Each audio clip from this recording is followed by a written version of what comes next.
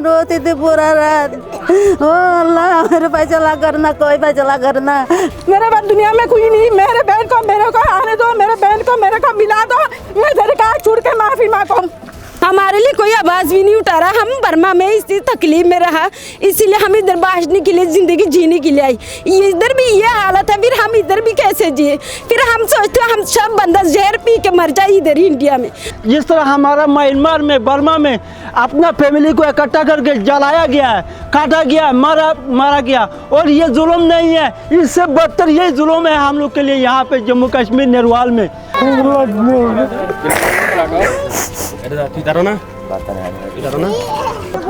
Mummy को ले गया, मेरे मम्मी पापा को ले गया। गरीब सीमा के इस पार रहे या सीमा के उस पार, कहानी हर तरफ एक सी होती है। दुख है, तकलीफ है, ज़िंदगी में संघर्ष है, मुश्किलें हैं, लेकिन जब आप रोहिंग्या होते हैं तो मुश्किलें और बढ़ जाती हैं। दुनिया में आतंकवाद, खासकर साउथ ईस्ट एशिया, दक्षिण पूर्वी एशिया में कहा जाता है कि आतंकवाद की बड़ी वजहों में से रोहिंग्या है। और जब आप मुसलमान हों, ऊपर से रोहिंग्या हों, तो मुश्किलें और बढ़ जाती हैं। ये कश्मीर और जम्मू के हिस्से में, जो जम्मू पड़ता है, उस इलाके में करीब 160 लोगों को जेलों में डाल दिया गया है हीरानगर के। बाकियों के घर पुलिस आ रही है। ये बेहद गरीब लोग हैं, किसी तरह ज़िंदगी जीते हैं। 2 समय की रोटी भी बहुत मुश्किल से मिलती है। ऊपर से यह नागरिकता साबित करने का संकट इनकी ज़िंदगी के लिए एक नई अमावस्या बनकर आया है, जिससे निपटना इनके बूते से बाहर है। जी हाँ, ये वो रोहिंग्या लोग हैं जिनको कि बर्मा से मार कर निकाला गया। इन्हें मारने वाले वो लोग थे जो दुनिया में शांति का संदेश फैलाते हैं। उन्हें बुद्ध मार्गी कहा जाता है, उन्हें अहिंसक कहा जाता है, लेकिन इनके लिए वह काल की तरह है।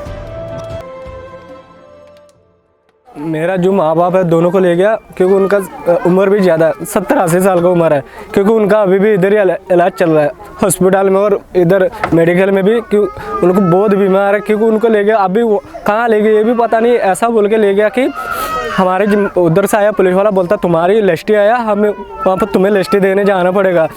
फिर हमारे माँ बाप उधर लिस्टी देने चला गया था, बोलता तो हम तुम्हें वापस भी भेज देंगे इधर घर में। अभी वहाँ पर लिस्टी लेके ले गए, उनको पता नहीं कहाँ ले गया। अभी इतना कमज़ोर आदमी, उनको कहाँ ले गया, क्या कर रहा है, कहाँ ले गया हमें भी नहीं पता है, क्योंकि इनका इलाज भी चल रहा है। अभी इतना बीमार है। हम यही गुजारिश करते हैं कि उनको हम वापस चाहता हूँ, क्योंकि हमें ले जाना, सबको मिल के ले जाओ, सारे फैमिली को ले जाओ, हमें भी ले जाओ। ले जाना तो कहीं भी डालना था, हमें सबको डाल दो उधर ही। क्योंकि हमारे माँ बाप को ले गया, हमें छोड़ के चला गया। घर में भाई बहन है, सब रो रहा है, कहाँ ले गया माँ बाप को, हमारे माँ बाप कहाँ ले गया। हमें अगर ले जाना चाहते हो, हम सबको एक ही साथ ले जाओ। अगर हमारे देश बचना चाहते हो, हमारे देश में इतना जुल्म चल रहा है कि वहाँ पर सब मुस्लिमों काट रहा है, मार रहा है। हम तभी यहाँ आया हूँ इंडिया में, क्योंकि यहाँ का हालत सब ठीक है, यहाँ का सब बंदे ठीक है। हमें यहाँ के रहने के लिए भी जगह दिया। अचानक हमारे ऊपर इतना ये कर दिया, हमें कुछ पता ही नहीं चल रहा है। क्योंकि हम यही बोलना चाहते हैं कि हमें हमारे माँ बाप वापस इधर लाने चाहिए। फिर हम अगर फैमिली के साथ अब कहीं भी ले जाओ, हम जाने के लिए तैयार हैं। सर आपके लिए मैं सबको माफ़ी मांगो। मेरे पास दुनिया में कोई नहीं, मेरे माँ बाप रिश्तेदार भाई बहन कोई नहीं। मैं बड़ी है, मेरे बहन भी छोटे हैं। 15 साल की लड़की, मेरे लड़की का मेरे बहन को ले गया। मैं भी 8 साल बीमार है। मेरे बहन का उधर मंडी में जा रहे आकुरू ढूंढने के लिए, थोड़ा सा पैसा पाए मिलेगी तो मेरे को खाना पीना, कुछ दवाई औषध खिलाएगी, ठंडा भी खिलाएगी, जूस भी खिलाएगी। मेरे जिस्म में देखो, बीमार वाला बंदा भी, अच्छा वाला बंदा भी। मेरे पास दुनिया में कोई नहीं। मेरे बहन को मेरे को आने दो, मेरे बहन को मेरे को मिला दो। मैं तेरे का छूट के माफी मांगू। ठीक है भैया, मेरे पास दुनिया में कोई नहीं। सबको पूछ लो, करानी सलाब का मीटिंग में, दुनिया में जम्मू में पूछ लो, मेरे पास कोई नहीं दुनिया में। अल्लाह के रसूल, दुनिया में कोई नहीं। मेरे पास एक ही बहन है। मेरे बहन को छूट के ले गई थी ना, 15 साल का लड़की। कहाँ रखेगी, क्या करेगी, मुझे भी मालूम नहीं, पता भी नहीं। मैं क्या करूँगी? मेरे बहन को मेरे को मिला के दो। मैं तेरे का हाथ छूट के माफी मांगू। दुनिया में मेरे पास कोई नहीं। मैं भी बीमार है, मैं भी मर जाने का टाइम आ गया। आपकी बहन के साथ कौन कौन है लेके? मैं कोई नहीं, मेरे 2 बहन है, मैं भी बीमार है, 8 साल हो गया, मेरे तो बहुत बीमार है। मेरा बशीर नगर भी, बदरा अस्पताल भी, सालिमा भी, गांधी नगर भी, मिट्टी सिटी भी, सुपर अस्पताल भी, बशीर नगर भी, दुनिया में परिस्थिति देती ना, दवाई औषध फार्म भी, फर्जी भी। मेरे बेटा को पता नहीं चला, लेज करने के लिए बोल दिया था आप लोग को लच्ची बनाने के लिए। फिर मैंने बेटा को बुलाया, बेटा जा लेज करने के लिए जो। फिर मियाँ बीबी बच्चा लेकर साथ गया था। उधर जाकर उधर गांधी नगर थाना में लोकी गया। लोकी का बोला लड़की का अलग बैठाया, मर्द का अलग बैठाया। तो अलग बैठाया तो बोला आपको बीबी कहीं नहीं जाएगा, आप इधर ही बैठो। बैठाया, बीबी को बोला बच्चा तंग कर रहा, आप चली जाओ घर। बीबी आ गया तो बेटा उधर ही रह गया। फिर पता नहीं चला, बेटा का आसान टूटा कर पता नहीं कहाँ लो गया। फिर मैंने रात को नहीं आ रहा, मैं रोती थी बहुत, बेटा कहाँ गया, मुझे छुपा के कहाँ लो गया, मैं रोती थी। तो अचानक बेटा ने बोला नहीं मम्मी मेरे को पता नहीं चला कहाँ लो जा रहा, कोई दुनिया देखा नहीं दे रहा, पता नहीं चला कहाँ लो गया। फिर बेटा को लो गया। तो छोटे छोटे 2 बच्चे है, 9 बाप है, मेरे बेटा को 9 भाई है, 9 मैं माँ हूँ और कोई रिश्तेदार नहीं है, 2 लड़की है मुझे। और मेरे बहू को 2 छोटे छोटे बच्चे, खाना पीना वाला है, 4-5 दिन हो गया, 9 चावल है, सब्जी है, कुछ नहीं, भूखा 4-5 दिन हो गया, घर में कुछ पैसा भी नहीं, कुछ नहीं। मैं आज सुबह का बेटी के बाद जाकर थोड़ा चाय पिया, मैंने इतना खाना खाया। छोटू बच्चा पूरा रात दिन में रो रही है, मेरे बाबा कहाँ गई मम्मी, रोती थी, मेरे दिल बर्दाश्त नहीं रहा, मैं पागल की तरह हो गया। इसी तरह मैं बिटिंडी बिताती नगर मेरे बेटी है, उसके बाद मैंने चली गया। अभी बुलाया मैंने, उधर कोई मीडिया आया था, अभी इधर इसलिए मैं आया था। मैं नुआन में आधार में रोती थी पूरा रात। ओ अल्लाह मेरे फैसला करना, कोई फैसला करना। हाँ कलमा पड़ा मुसलमान नहीं है, हम हिंदू नहीं है, हम तो मुसलमान है। कौन सा गलती किया, नहीं चोरी किया, नहीं कुछ किया, अपना मेहनत करके खाना खा रही है, कोई गलत काम नहीं किया। अपना देखो गर्मी में कौन रह सकता, हम झुकी में रहा, नहीं कूलर है, नहीं पंखा, कुछ नहीं, ऐसे पड़ा हुआ रहते थे गर्मी में। फिर किसी ने मजदूरी में रहा था, कोई सहारा नहीं है, इसलिए हम कहाँ जाऊंगी, इसलिए मजदूरी में यहाँ में नुआन में मैं रात पूरा दिन रोती थी। ओ मेरे बेटा गया, अल्लाह आप करो फैसला। मैं चाहती हूँ मेरे बेटा यही जेल में ले गया, मेरे बेटा मैंने वापस चाहिए, मेरे बेटा को बहू को वापस होगा तो मेरे दरिया में डाल दिएगा, मैं दरिया में जाएगा। अगर कहीं गोली चलाएगा मैं गोली कहूँगी, मेरे बेटा को चाहिए और कुछ नहीं। मेरे नाम जोहरा बीबी है। हमको उधर इमरजेंसी में बुलाया गया है, हम गया, लेकिन ठीक है हमारी इधर प्लाट से बहुत सारे औरतें और मर्द सारे गया है। फिर हमको उधर फार्म भरने के लिए कहा, फार्म भी भर दिया हमने, कोरोना टेस्ट किया हमने, कोरोना भी टेस्ट किया, ठीक है। फिर बाद में हमारे को एक जगह बिठा दिया, हमने बैठ गया। फिर बोलता है किसी को घर में भेज दिया, बच्चा वाली कोई बंदा ऐसे घर में भेज दिया, किसी लिए उसको भरोसा दिलाया, इधर जो बंदा है प्लाट में उसको भरोसा दिलाया ये घर में भेज दो, फिर कोई रख दिया ऐसे, हमको पता ही नहीं, हमने सोचा वो भी आ जाएगी, इसलिए हम भी उसको छोड़ के आ गई। फिर उसको सुबह हम सुन रही थी, उसको बोलता है हिरन नगर जेल में कर गई, किसी का बच्चा छोड़ के गया, किसी का बेटा छोड़ के गया, किसी का पति मियाँ बीवी दोनों लेकर गया, 4-5 बच्चा घर पे छोड़ के, किसी का माँ लेकर गया, किसी का सिर्फ घर वाला लेकर गया, कोई अकेली औरत ऐसे शादी भी नहीं हुआ बिना शादी से ऐसी औरत लेकर गया। फिर हम क्या कर सकते हैं, इसका माँ को लेकर गया, ये डिलीवरी होने वाली है इसकी माँ को, अब ये बच्चे इतने रो रहे, हम क्या कर सकते हैं। फिर इसके लिए कोई नहीं, इसको देखने के लिए भी कोई नहीं, हम क्या कर सकते हैं, मेरे भाई भी लगता है।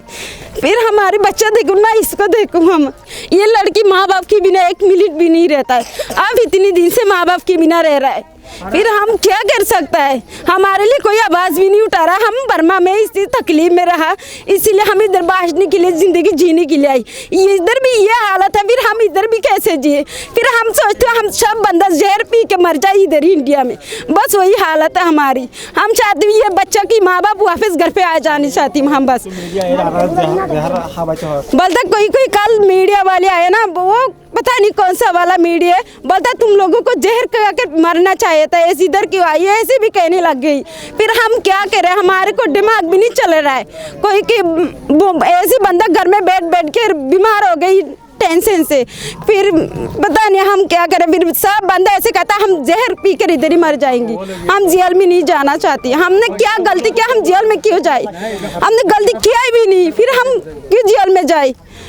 हमने कौन सा कसूर किया, हमको जेल में डाला गया है। उसको हमारे भाई बहन जो गया माँ, उसको जेल में क्यों डाला गया, हमने क्या गलती किया, हमारा गलती क्या है, हमारा कसूर किया ही भी नहीं, हमको जेल में क्यों डाला गया। मैं ये कहना चाहती हूँ भाई, मैं चाहती हूँ इसका माँ बाप वापस घर में आना चाहती हूँ, मैं ये शुक्र करती हूँ। उनके पति को जो है उनको उसी दिन पकड़ के ले गया है। उनको पकड़ के ले जाने के बाद उसी दिन सुबह 4 बजे इनकी डिलीवरी हो गई है। अब देखो बच्चे कितने छोटा, अगर बाप को अगर ऐसे बगैर पता किए हुए ले जाएंगे तो दुख होता है इंसान को। अगर किसी को पता होता तो दिल में तसल्ली होता है कि हाँ ले गया है, हम इसके बारे में कुछ नहीं कर सकते, हम इसके बारे में हो सकते हैं कुछ। अब बेचारी को पता भी नहीं है और अभी बच्चे भी 2-3 दिन का है और ये तो बहुत नाइंसाफ़ी है, बहुत ही बड़ा नाइंसाफ़ी है। क्योंकि बच्चे और इसके पास ना यहाँ माँ बाप है, कुछ नहीं है बेचारी के पास, सिर्फ एक शौहर है, बस सास ससुर है। लेकिन बच्चे को जो है पैदा होते बाप तो देखना चाहिए, लेकिन बच्चे ने बाप भी नहीं देखा क्योंकि अभी बच्चे भी 3 दिन का है। हम तो और इनके पास खाने के लिए चावल भी नहीं है, तो अगर दवाई के लिए पैसे नहीं है, खाने के लिए चावल नहीं, दवाई के लिए पैसे नहीं, तो बेचारी कैसे रहेगी। और इनके पास सब कार्ड है, यूएन के सब कार्ड वगैरह सब कुछ है। आपने अभी इन लोगों की बातें सुनी है, बहुत साफ है कि इनका आसान नहीं है यहाँ रह पाना, अपनी नागरिकता साबित करना आसान नहीं है।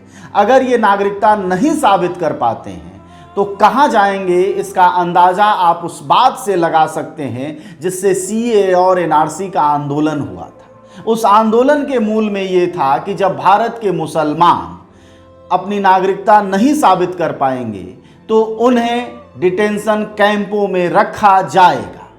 जी हाँ, यही हो सकता है इन 150 परिवारों के साथ। इनमें तरह तरह के लोग हैं, बुजुर्ग हैं, गर्भवती महिलाएं हैं, दूध मुँहे बच्चे हैं, अभी छोटे स्कूल जाते बच्चे हैं। आप मानवता की दृष्टि से सोचें तो आंख में पानी भर आए, आपको लगेगा कि ये दुनिया नियम और कानून से बनती ही क्यों है, जहां इंसान को रहने का स्पेस खत्म होता जा रहा। लेकिन कानून और व्यवस्था, कूटनीति भी कोई चीज़ होती है इन सरकारों को चलाने के लिए, जिसके लिए ये रोहिंग्या भारत के दुश्मन की तरह से हैं। और ख़ासकर तब और बड़े ये दुश्मन हो जाते हैं जबकि हिंदुवादी ताकतें मानती हैं कि भारत में आतंकवाद का सबसे बड़ा जो कारण है वह रोहिंग्या मुसलमान है। यहाँ पे जब बच्चा काम पर चला गया, अचानक आके बोलने लगा तुम लोग को इंटरव्यू लेना है और फिंगर लेना है, इसके बाद तुम लोग को लेसेज करके वापस कर दूंगा घर में, अपना जुग में वापस कर दूंगा। फिर जैसे वहाँ ले गया, वहाँ से फिर वापस नहीं आया। फिर एक दिन के बाद पता चला उनको हीरानगर जेल में चिप कर गया, वहाँ पे सारा लोग ले गया। वो ऐसा लोग ले गया जिनके लिए इलाज करने के लिए वहाँ कोई नहीं है।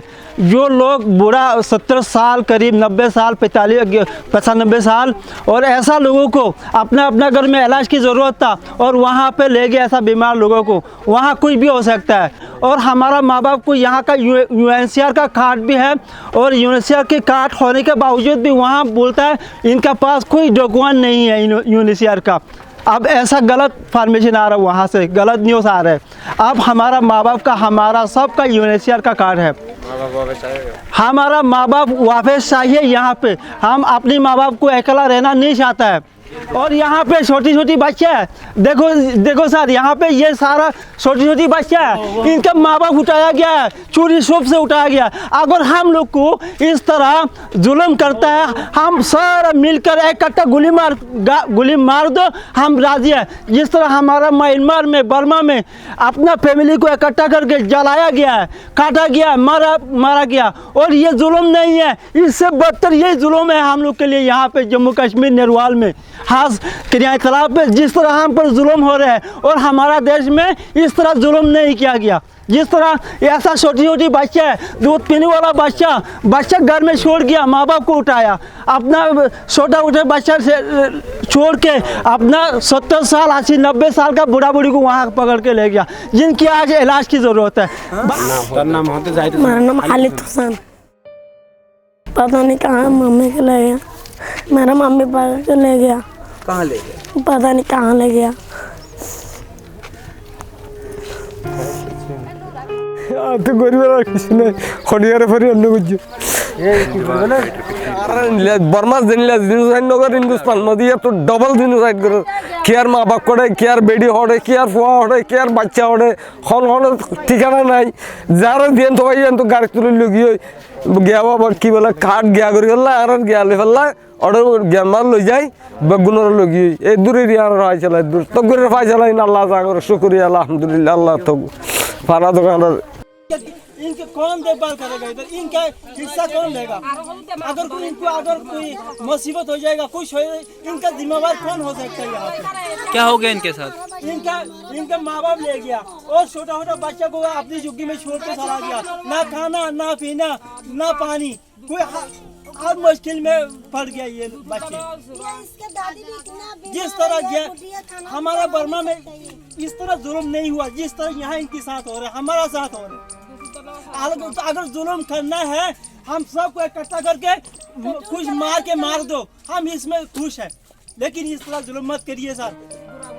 इन बच्चा का मुंह से दूध पीने वाला बच्चा, अगर ऐसा बच्चा को छोड़ के पुलिस वाला जेल में डाल दिया, आप बताओ दुनिया में इंसानियत कहाँ चला गया?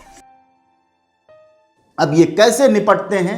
इनकी ज़िंदगी भारत में बचती है, डिटेंशन कैंपों में जाते हैं, बाहर निकाले जाते हैं, यह कह पाना मुश्किल है। लेकिन एक बात तय है कि ये अपने देश बर्मा कतई और कतई नहीं जा सकते, भले इन्हें इसी मिट्टी में इसी ज़मीन में मरना ही क्यों न।